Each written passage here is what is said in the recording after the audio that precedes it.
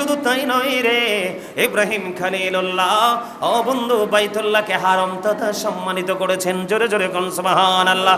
আর আমার আপনার প্রাণের রাসূল তিনি বলেছেন, বন্ধু হৃদয়ের জানালা খুলে সবাই মিলে শোনো, আমার রাসূল তিনি জানিয়ে দিয়েছেন, ও বন্ধু তিনি মদিনাকে হারাম তথা সম্মানিত করেছেন। জোরে জোরে কোন সুবহানাল্লাহ। বন্ধুরে আমার, ওই পূর্ব পশ্চিম দুই পাহাড়ের মধ্যস্থানকে হারাম তথা তিনি সম্মানিত করেছেন। ওখানে কাঁটাযুক্ত কোনো গাছ কাটা যাবে না, কোনো শিকারকেও শিকার করা যাবে না। জোরে জোরে কোন সুবহানাল্লাহ, আর জোরে বলেন না সুবহানাল্লাহ।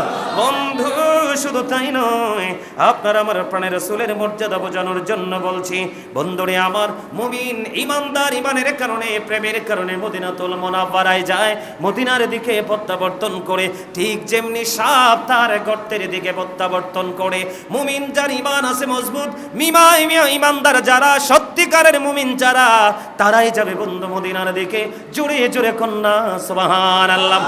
শুধু তাই নয়, দুনিয়ার বুকে যদি আপনি রাসূলকে শুধু মহব্বত করে মদিনা জিয়ারত করতে যান, আপনার জন্য অবর্ণনীয় নিয়ামত বন্ধু, আমার নবীজির সুপারিশ আপনার জন্য বরাদ্দ। জোরে জোরে কন্যা সুবহানাল্লাহ। বন্ধুরে আমার, সাপ কিন্তু সারাদিন বিচরণ করার পরে গন্তব্যে চলে আসে, ঠিক কিনা বলেন? তার গর্তে চলে আসে।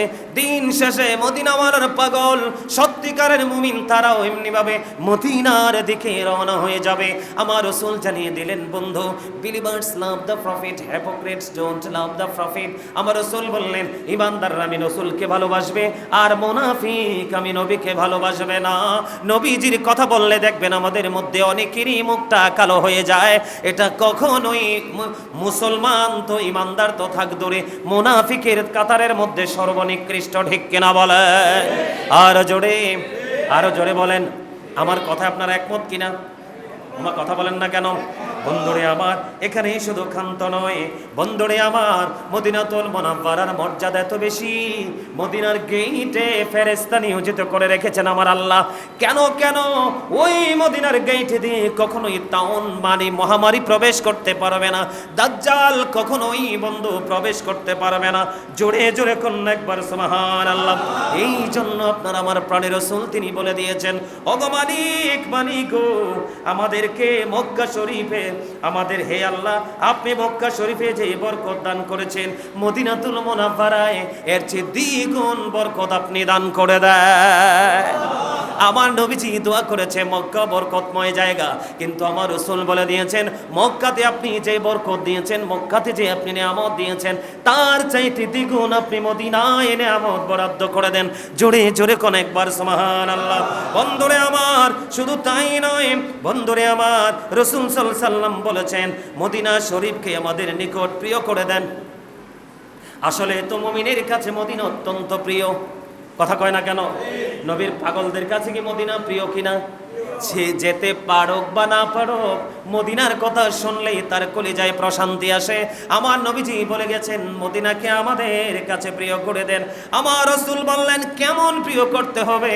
মালিক আপনি মক্কাকে আমাদের কাছে প্রিয় করেছেন, কিন্তু মক্কাকে যত বেশি প্রিয় করে দিয়েছেন, তার চাইতে অনেক বেশি প্রিয় করে দেন মদিনাকে। কারণ কি রে? কারণ আমার রাসূলের প্রিয় হাবিব ওই মদিনায় শুয়ে আছে। জোরে জোরে বলেন না সুবহানাল্লাহ। ওগো মালিক, মদিনাকে আপনি মর্যাদা দিয়েছেন, ওই মদিনার চাইতে আরো প্রিয়, মক্কার চাইতে আরো প্রিয় করে দেন।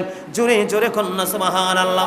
এখানে ফল ফলাদি ফসলে অনেক বরকত দান করে দেন, এবং সেখানকার আবহাওয়া আমাদের স্বাস্থ্যের জন্য উপযোগী করে দেন। জোরে জোরে কন্যা সুবহানাল্লাহ। বন্ধুরে আমার, মক্কা মদিনার হাওয়া, মক্কা মদিনার ওয়েদার কিন্তু ব্যতিক্রম। যারা মক্কায় গেছেন তারা জানেন, মনে হয় যেন চুলায় আসি রুম থেকে বের হলে, কিন্তু শরীর তো ঘামেও না, দুর্গন্ধ হয় না। সুবহানাল্লাহ বলেন না কেন? আর জোরে। এটা আমার প্র্যাকটিক্যালি, আমার থেকে আমি বন্ধু অনুভব করতে পেরেছি।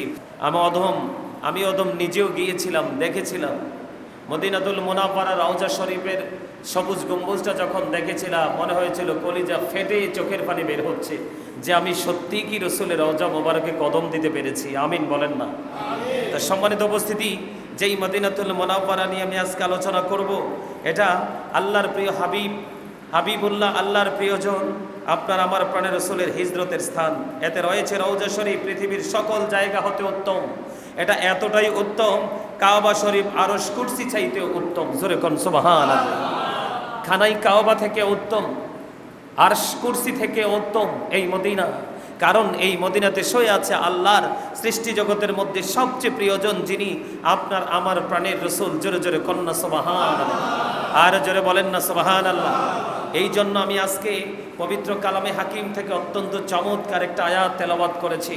আল্লাহ রাব্বুল আলামিন সেই রাসূলের মর্যাদাটাকে কতটুকু মর্যাদাবান করেছেন, আর আমাদের কাছে কিভাবে আল্লাহ রসুলকে সম্বোধন করে কথা বলতে হবে, আল্লাহ রসুলের সাথে কেমন আচরণ করতে হবে।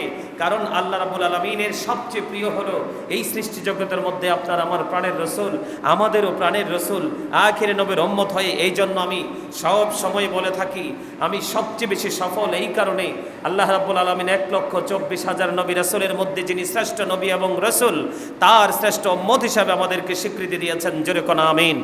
একবার বলেন সুবহানাল্লাহ। আল্লাহ রাব্বুল আলামিন আল্লাহর হাবিবের মর্যাদা বুঝাইছেন আমাকে এমন ভাবে।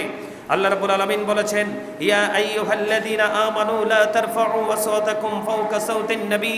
আল্লাহ রাব্বুল আলামিন একবার স্পষ্ট করে বলে দিয়েছেন, ঈমানদারদেরকে তিনি ডেকে বলেছেন, ঈমানদারগণ, তোমরা তোমাদের কণ্ঠস্বরকে আল্লাহর প্রিয় হাবিব হাবিবুল্লাহ আমাদের প্রাণের রাসূলের কণ্ঠস্বরের উপর উঁচু করতে আল্লাহ নিষেধ করেছেন।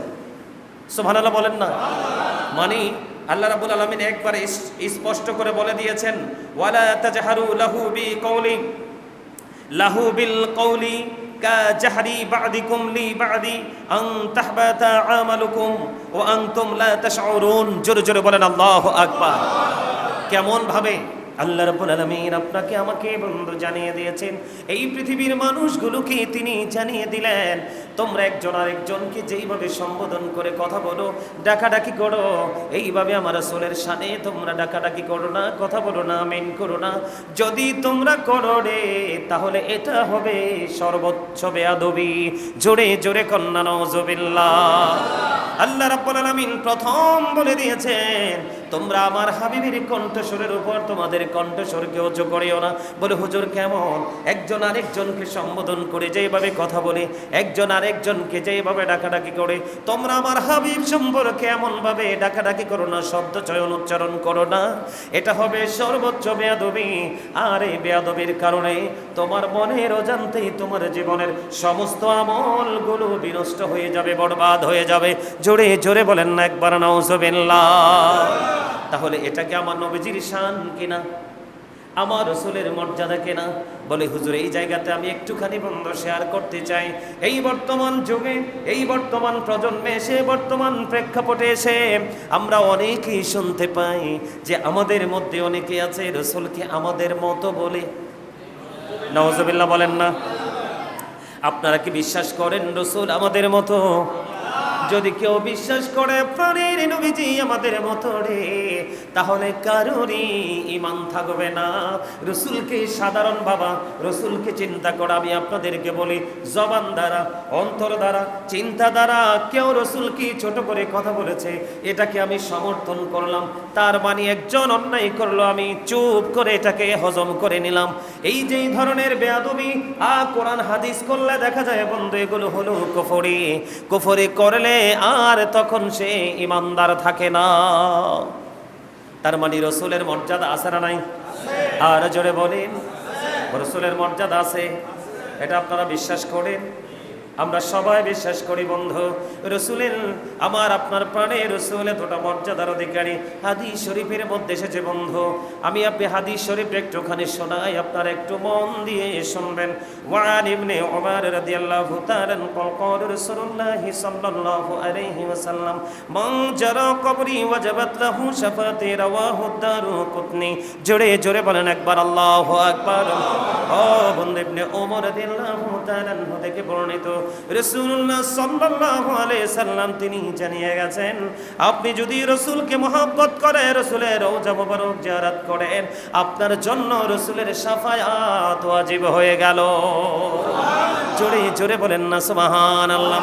বন্ধুরে আমার, আমি আপনি যদি প্রাণের নবীজির রওজা মোবারক জিয়ারত করতে পারি, পৃথিবীর কোনো মানুষ যদি রাসূলের রওজা মোবারক জিয়ারত করে বন্ধু মহব্বত নিয়ে, আমার রাসূল জানিয়ে দিল রে, তুমি যদি আমি নবীকে ভালোবাসি, ভালোবেসে, তোমরা যদি আমি রাসূলকে ভালোবেসে আমার রওজা শরীফ জিয়ারত করো, আমি নবীর শাফায়াত তোমার জন্য বাধ্যতামূলক ওয়াজিব হয়ে গেল। জোরে জোরে বলেন না সুবহানাল্লাহ।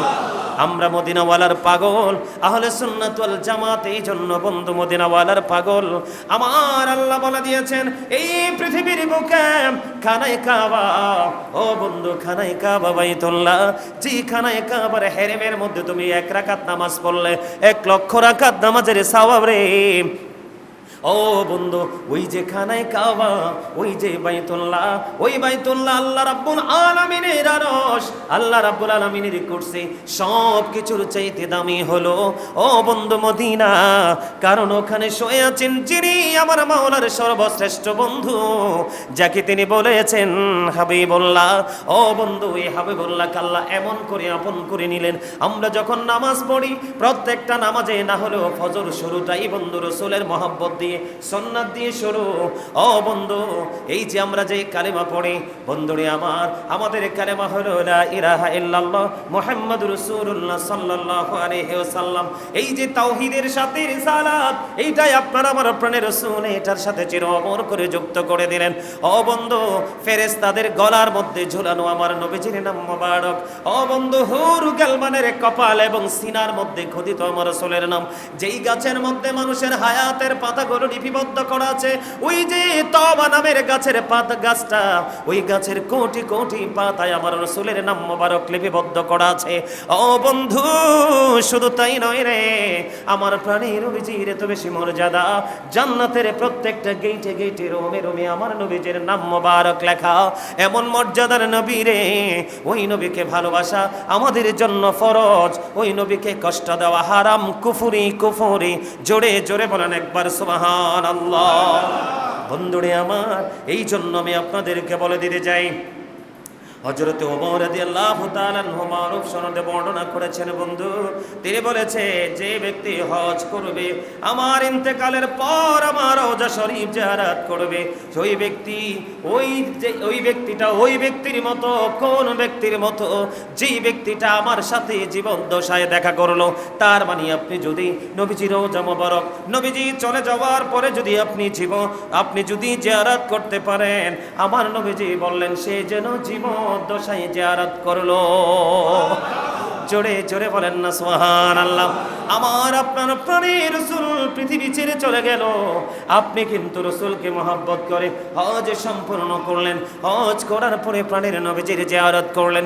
আমার নবীজি বললেন সেই কিন্তু আমাকে সশরীরে দেখতে পায় না, কিন্তু সে এমন মর্যাদার অধিকারী হয়ে গেল, সে যেন আমি নবীর জীবদ্দশায় সে যেন জিয়ারত করলো। জোরে জোরে কন্যা একবার সুবহানাল্লাহ, আরো জোরে বলেন না সুবহানাল্লাহ। বন্ধুরে আমার আপনার প্রাণের রাসূল তিনি বলেছেন আমাদের জন্য এত বড় নিয়ামত, আমার আপনার প্রাণের রাসূল বন্ধু, যেই ব্যক্তি হজ করলো কিন্তু মদিনা নবীজির রওজা মোবারক জিয়ারত করলো না, আমার নবীজি বললেন সে যেন রাসূলের সাথে অসৌজন্যমূলক আচরণ করলো। জোরে জোরে কন্যা একবার সুবহানাল্লাহ। সুবহানাল্লাহ না নাউজুবিল্লাহ। এই জন্য শুরুতে বলছিলাম যে মন দিয়ে ওয়াজ শোনেন। কি দিয়া? আরো জোরে সুবহানাল্লাহ বলছেন, গুনাহ হবে না, অপরাধ হবে না, সওয়াব হবে। কিন্তু এই বক্তব্যের সাথে তো সুবহানাল্লাহটা মানাইলো না, ঠিক না বলেন? এই জন্য খুব গভীর খেয়াল, ঠিক কথা বুঝতে পারছে? আপনি জিয়ারত করেছেন, হজ করেছেন, কি করেছেন আপনি? যে কেউ আমরা হজ করেছি কিন্তু রাসূলের সাথে কি করলাম না, রাসূলের রওজা মোবারক জিয়ারত করলাম না। রাসূল জানিয়ে দিলেন সে যেন আমার সাথে অসৌজন্যমূলক আচরণ করলো। জোরে কোন একবার নাউজুবিল্লাহ। আরো জোরে বলেন না। নবীজির কথা কি উপেক্ষা করা যায়? অমান্য করা যায়? বিন্দু বনবার সন্দেহ করা যায়? যদি করে তাহলে ঈমান থাকবে? যদি করে ঈমান থাকবে? থাকবে না। ইয়া রাসূলুল্লাহ ইয়া হাবিবাল্লাহ ইয়া রাসূলুল্লাহ আমার মতে নিদান কালে আসিও নবী গো আমার শিয়রে, দেখিব আপনাকে আপন নজরে। ইয়া রাসূলুল্লাহ ইয়া হাবিবাল্লাহ ইয়া রাসূলুল্লাহ লা শুনেছি হাদিসে দেখিলে আপনাকে জীবনের গোনা ঝরিয়া পড়ে দিও গো দেখা দয়া করে ইয়া রাসূলুল্লাহ ইয়া হাবিবাল্লাহ ইয়া রাসূলুল্লাহ লা ইয়া রাসূলুল্লাহ আসসালাতু ওয়াসসালামু আলাইকা ইয়া রাসূলুল্লাহ। জোরে জোরে বলেন আলহামদুলিল্লাহ। বন্ধুরে আমার, প্রাণের নবীজির রওজা মোবারক জিয়ারত করা আল্লাহ রাব্বুল আলামিনের নৈকট্য লাভের সর্বোত্তম মাধ্যম। এই জন্য মহব্বতের আলামত, ঠিক কিনা বলেন? মানে নবীজির রওজা মোবারক যদি মহব্বত নিয়ে ঈমান নিয়ে যদি আপনি জিয়ারত করতে পারেন, আল্লাহ রাব্বুল আলামিনকে পাওয়ার যে মাধ্যমগুলো আছে এর মধ্যে মাধ্যমটা হলো সর্বোত্তম মাধ্যম। এই জন্য রাসূল জানিয়ে দিলেন তোমরা জিয়ারত করার সময় আদবের দিকে অনেক বেশি খেয়াল রাখবে। জোরে বলেন না সুবহানাল্লাহ, আর জোরে বলেন না সুবহানাল্লাহ। কারণ আমাদের দেশে বন্ধু যারা নবীজিকে তাদের মতো মনে করে, কি করে, যারা রাসূলকে বলে তিনি তো আমাদের মতো, আমরা আহলে সুন্নাত ওয়াল জামাতের আকীদা যাদের, আমরা বলি জোরে সোরে নাউজুবিল্লাহ।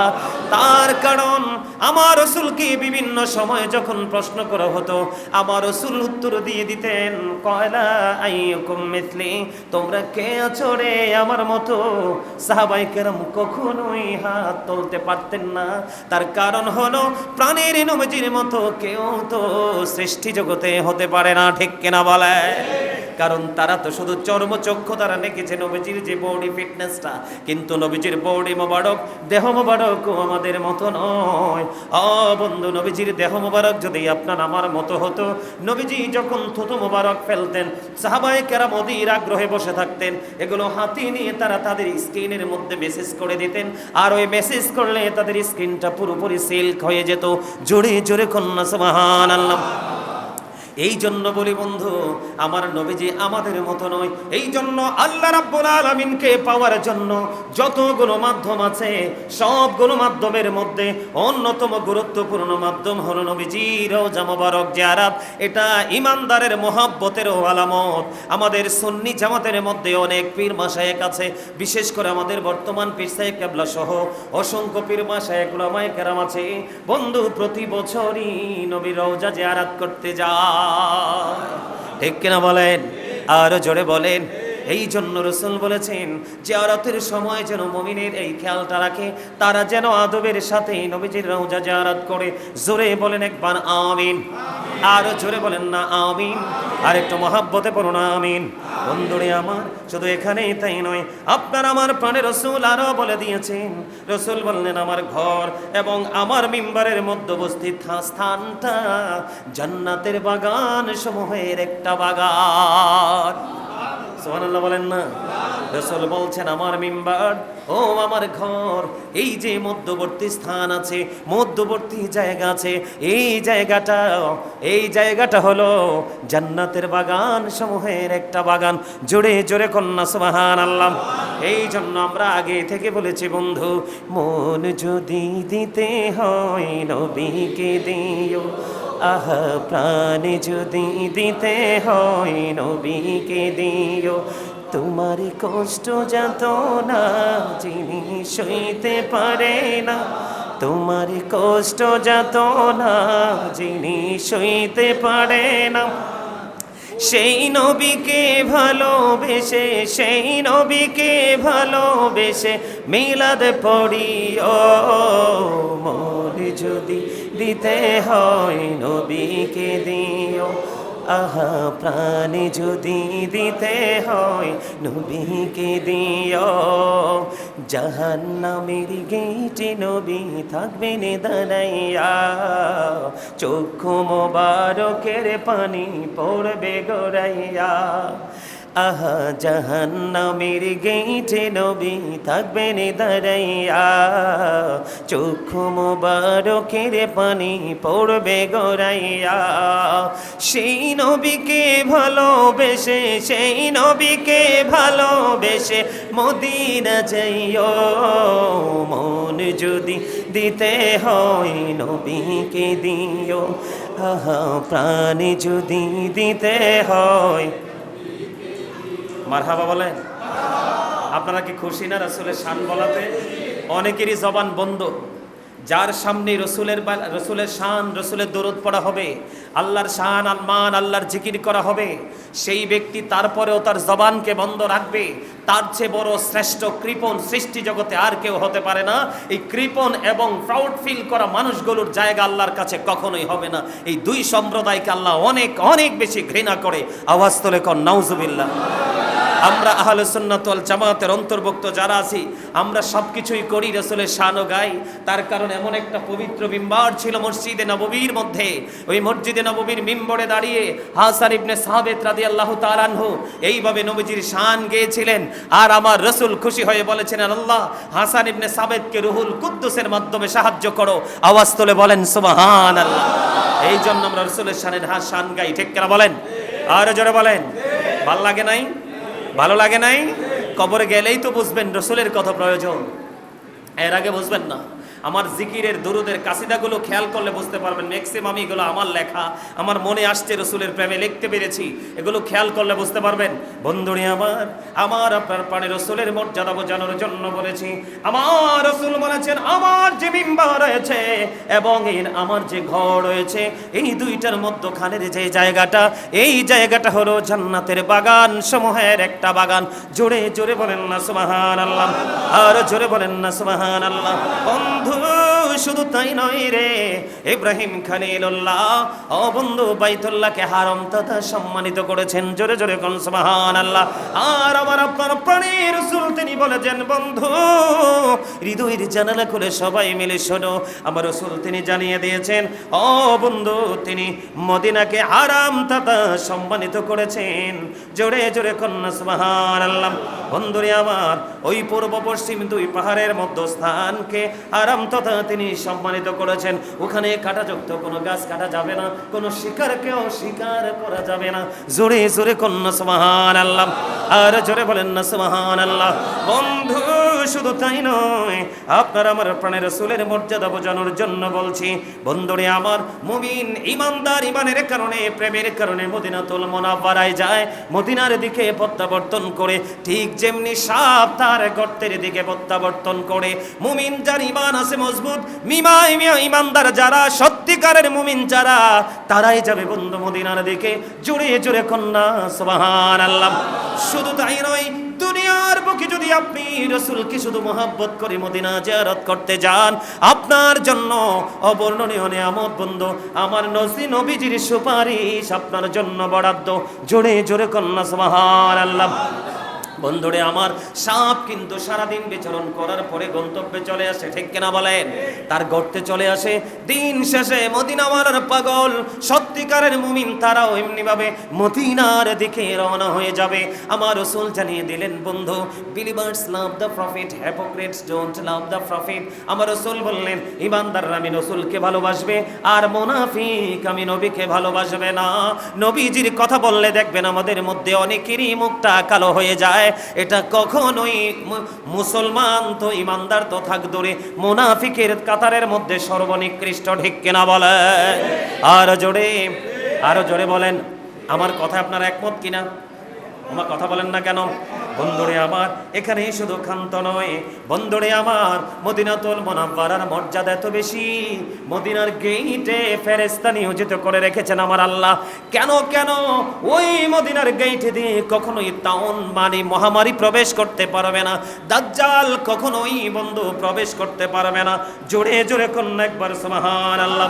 এই জন্য আপনার আমার প্রাণের রাসূল তিনি বলে দিয়েছেন, ওগো মালিক আমাদেরকে মক্কা শরীফে, আমাদের হে আল্লাহ আপনি মক্কা শরীফে যে বরকত দান করেছেন, মদিনাতুল মুনাওয়ারায় এর চেয়ে দ্বিগুণ বরকত আপনি দান করে দেন। আমার নবীজি দোয়া করেছে মক্কা বরকতময় জায়গা, কিন্তু আমার রাসূল বলে দিয়েছেন মক্কাতে আপনি যে বরকত দিয়েছেন, মক্কাতে যে আপনি নিয়ামত দিয়েছেন, তার চাইতে দ্বিগুণ আপনি মদিনায় নিয়ামত বরাদ্দ করে দেন। জোরে জোরে কোন একবার সুবহানাল্লাহ। বন্ধুরে আমার, শুধু তাই নয় বন্ধুরে আমার, রাসূল সাল্লাল্লাহু আলাইহি সাল্লাম বলেছেন মদিনা শরীফকে আমাদের নিকট প্রিয় করে দেন। আসলে তো মুমিনের কাছে মদিনা অত্যন্ত প্রিয়, কথা কয় না কেন? নবীর পাগলদের কাছে কি মদিনা প্রিয় কিনা? সে যেতে পারুক বা না পারুক, মদিনার কথা শুনলেই তার কলিজায় প্রশান্তি আসে। আমার নবীজি বলে গেছেন মদিনাকে আমাদের কাছে প্রিয় করে দেন। আমার রাসূল বললেন কেমন প্রিয় করতে হবে? মালিক আপনি মক্কাকে আমাদের কাছে প্রিয় করেছেন, কিন্তু মক্কাকে যত বেশি প্রিয় করে দিয়েছেন তার চাইতে অনেক বেশি প্রিয় করে দেন মদিনাকে। কারণ কি রে? কারণ আমার রাসূলের প্রিয় হাবিব ওই মদিনায় শুয়ে আছে। জোরে জোরে বলেন না সুবহানাল্লাহ। ওগো মালিক, মদিনাকে আপনি মর্যাদা দিয়েছেন, ওই মদিনার চাইতে আরো প্রিয়, মক্কার চাইতে আরো প্রিয় করে দেন। জোরে জোরে কন্যা সুবহানাল্লাহ। এখানে ফল ফলাদি ফসলে অনেক বরকত দান করে দেন এবং সেখানকার আবহাওয়া আমাদের স্বাস্থ্যের জন্য উপযোগী করে দেন। জোরে জোরে কন্যা সুবহানাল্লাহ। বন্ধুরে আমার, মক্কা মদিনার হাওয়া, মক্কা মদিনার ওয়েদার কিন্তু ব্যতিক্রম। যারা মক্কায় গেছেন তারা জানেন মনে হয় যেন চুলায় আসি রুম থেকে বের হলে, কিন্তু শরীর তো ঘামেও না, দুর্গন্ধ হয় না। সুবহানাল্লাহ বলেন না কেন? আর জোরে। এটা আমার প্র্যাকটিক্যালি আমার থেকে আমি বন্ধু অনুভব করতে পেরেছি। আর মদিনায় যখন যাবে মুমিন, নতুন যে মদিনায় যাবে সে কিন্তু জানে না সে মদিনায় চলে এসেছে। ওই মদিনায় যাওয়ার পরে অটোমেটিক্যালি তার হৃদয়ে একটা অন্যরকম একটা ফিলিংস, অনুভূতি চলে আসবে। মনের অজান্তে সে বুঝতে পারবে সে মদিনায় কদম বাড়িয়ে দিয়েছে। জোরে জোরে বলেন একবার সুবহানাল্লাহ। বন্ধু শুধু তাই নয় রে, মক্কা মদিনার আবহাওয়া আমাদের জন্য স্বাস্থ্যকর করে দিয়েছেন। আল্লাহ রাব্বুল আলামিনকে রাসূল বলেছেন আল্লাহ গো, তুমি মদিনা থেকে জ্বরকে জোহফা নামক স্থানে স্থানান্তরিত করে দাও। মদিনা থেকে জ্বর নামক রোগটা তুমি বিদায় করে দাও। জোরে জোরে একবার বলেন না সুবহানাল্লাহ। মদিনা থেকে জ্বরটাকে বিদায় করে দাও। আমার আল্লাহ কিন্তু মদিনা থেকে জ্বর টোটাল বিদায় করে দিয়েছে। জোরে জোরে কন্যা সুবহানাল্লাহ। আর একটু মহব্বতে পড়েন না সুবহানাল্লাহ। বন্ধুরে আমার, হযরতে ওমর রাদিয়াল্লাহু তাআলা আনহু তিনি আল্লাহর কাছে বললেন ওগো মালিক, আপনি আমাকে আপনার সন্তুষ্টিতে শাহাদাত বরণ করার তৌফিক দান করেন। ওমা সুবহানাল্লাহ দি কথা। ওয়াজে তো মন নাই, ওই মন কোথায় আপনাদের? আজকে আমার এই যে আমি আজকেই মসজিদে দায়িত্ব পালন করার এই গোলামি যেদিন থেকে শুরু করেছি, সেদিন থেকে আজকে ছিল আপনাদের দুরুদ এবং জিকির করার ধরন মনোমুগ্ধকর। প্রাণবন্ধু সুবহানাল্লাহ বলেন। আজকে মনে হয় যেন এক একজন এক একটা মানে প্রেমের জোয়ার প্রত্যেকের হৃদয়ের মধ্যে ছিল। খেয়াল করছেন আজকে দুরুদ এবং জিকিরের ধ্বনি ছিল অত্যন্ত প্রেমময় আজকে। তো আজকের আলোচনাটাও কিন্তু খুবই চমৎকার। তার কাছে যার অন্তর ভরা আল্লাহ রাসূলের প্রেম, তার কাছে যার সিনায় প্রেম নাই সেটা যতই সুন্দর হোক কিন্তু এটা ধুধু মরুভূমির মতো। আর যার সিনায় প্রেম আছে দেখতে যতই অসুন্দর হোক সেটা হলো মদিনার যেই আপনার কি বলবো মদিনার প্রেমের বাগানের মতো সবুজ শ্যামল। জোরে কন্যা সুবহানাল্লাহ। ওমর হলো ইসলামের দ্বিতীয় খলিফা। আপনারা ওয়াজটা বোঝেন নাই? ইসলামের দ্বিতীয় খলিফা হযরতে ওমর। ও বন্ধু, ওমর যেই রাস্তায় কদম দিয়েছে ওই রাস্তা দিয়ে শয়তান পর্যন্ত হাঁটে নাই, এত ভয় পেত ওমরকে। ওমরের জীবনে এত বেশি আমল ছিল গণলে আকাশের তারার চাইতেও বেশি হবে বন্ধু। সেই ওমর আল্লাহকে একটা ডাক দিয়ে বললেন মালিক, মালিক গো, তুমি আমাকে তোমার সন্তুষ্টিতে আমাকে শাহাদাত বরণ করার নসিব তুমি দান করো। আমার আরো একটা দরকার আছে মালিক, আমার আরো একটা দরখাস্ত তোমার কাছে আছে গো। কে বলছে বন্ধু? হযরত ওমর বলছে। আল্লাহ রাব্বুল আলামিনকে ডেকে বলছেন ওমর মালিক রে, আমাকে তোমার হাবিবের শহর মদিনায় তুমি আমাকে মরণ দাও। বন্ধু যারা মদিনায় গিয়েছেন তারা দেখতে পেয়েছেন এক পাশে আবু বকর আর এক পাশে ওমরকে নিয়ে আমার নবীজি শুয়ে আছে মদিনায়। এই দোয়া করেছেন, আজকে হাদিস শরীফ প্রমাণ করেছে। ওমর বলেছে আল্লাহ গো, তোমার সন্তুষ্টিতে শাহাদাত বরণ করার সৌভাগ্য দান করো এবং তোমার হাবিবের শহর মদিনা মদিনায় তুমি আমাকে মৃত্যু দাও। জোরে জোরে বলেন না একবার সুবহানাল্লাহ। আর একটু মহব্বতে পড়ুন না সুবহানাল্লাহ। বন্ধুরে আমার, যে ব্যক্তি মদিনায় থেকে অভাবে পড়বে, দুঃখে পড়বে, কিন্তু কোনো অভিযোগ দেবে না, ধৈর্য ধারণ করবে, ও বন্ধু সহনশীলতার পরিচয় দেবে, আমার নবীজি বললেন আমি তার জন্য কিয়ামতের দিন সাক্ষ্যদানকারী, অথবা আমি নবী তার জন্য সুপারিশকারী, জামিনদার।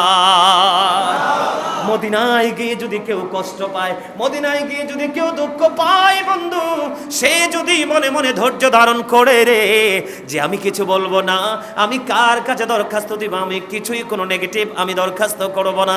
কেন করব না? কারণ আমার প্রাণের নবীজির নগরী তো এটা। এই ধৈর্য যে ব্যক্তি ধরতে পারবে, আমার নবীজি বললেন কাল হাসরের দিন আমি নবী তার সুপারিশকারী হব।